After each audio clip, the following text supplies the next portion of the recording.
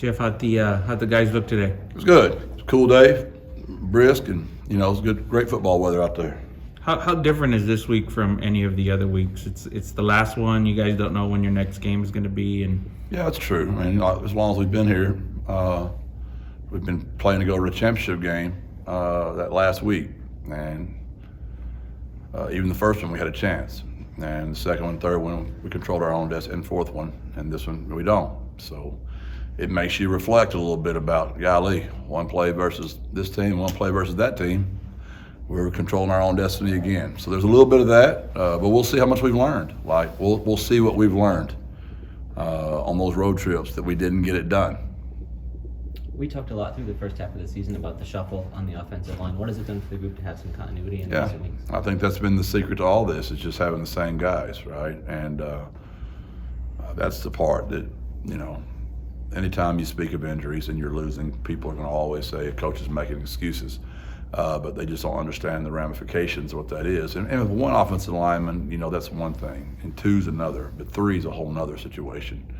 And now we've gone on a little bit of a streak here where we've got to have some pretty good continuity at the running back position as well. Now, losing Oscar was a big loss because he was as good an offensive lineman as we had. He just did a tight end number.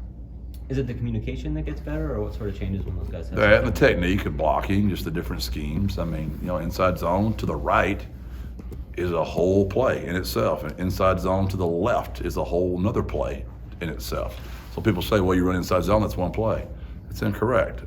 You have two plays on inside zone because you got to learn how to block it to the right, and you got to learn how to block it to the left. And so you got inside zone, you got outside zone, you've got counter, which is GT, which is guard tackle. You got GY, which is guard tight end. There's a lot of combinations. Those defensive guys don't all line up like you want them to. Sometimes they cheat and they change their defense, like last week. I mean, that was a different front than we'd seen all year. So we had to come to the sideline. Those five guys have all worked together now for quite a bit of time. They made the adjustment very quickly.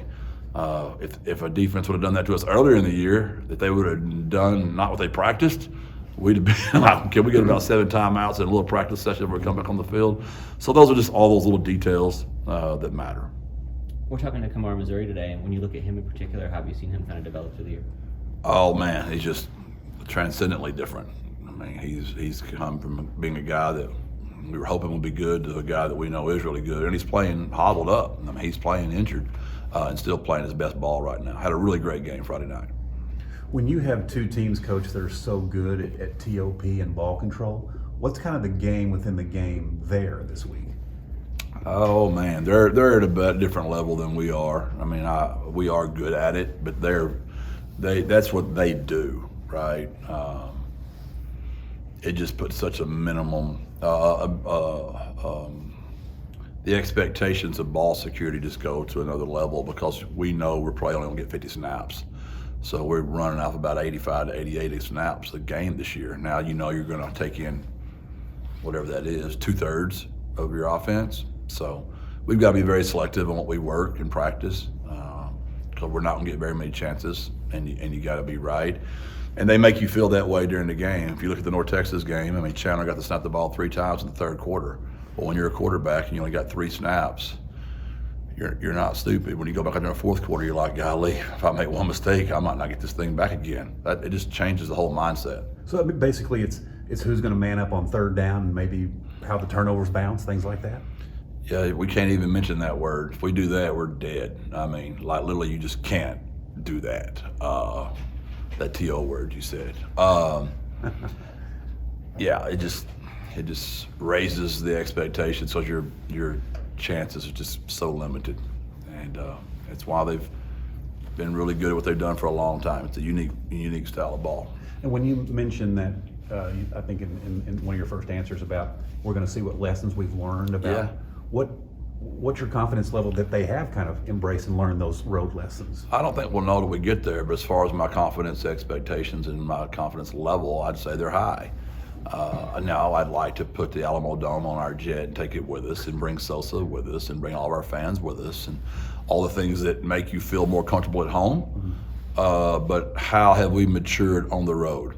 We got visibly upset, at Rice, at East Carolina, at Tulsa. To be frank, we didn't keep our composure very well. And then you look back at it, you're like, well, it's just one play. Well, it was just one play about 10 times. And if we had any of those plays back, we're a whole different team right now. So how have we learned from that? Because guess what? We're not getting any calls Saturday. I mean, they're going to go to the home team, right? Our guys are going in there expecting to get a call or expecting anything to go our way. You are on another planet. We are the ultimate underdog Saturday. Jeff, what would you say has changed with Willie McCoy from last year to this year for him to have such a productive season? Just maturity, time on task. You know, the kid's a wonderful young man. He doesn't say much, but he's just very mature and really happy for his success. That catch he made Friday was as good of an over-the-shoulder catch as I've seen. That was an incredible play. The concentration, the focus, to get his feet down. Then he followed up with a great fade catch as well. So really happy for Willie. What was your impression of how he handled having a child born during the season? It seemed like he came right back in without missing a beat. Yeah, that's been heavy on him. I mean, his sleep's not been as good. His schoolwork, I mean, he's got a lot of stuff on him right now. But he's cowboying up, man. He's just doing just what Rip says on Lonesome Dove, man. Not Lonesome Dove. What's that show? Yellowstone. Yeah. Lonesome Dove's a good one too. He's cowboying up. Are you hosting guys on Thursday or for Thanksgiving? Or Our guys will be together. We're flying up Thursday, flying so up Thursday. we'll all be together for our Thanksgiving dinner Thursday night in New York. Thank y'all. Thank you, Jeff. Thanks, Jeff.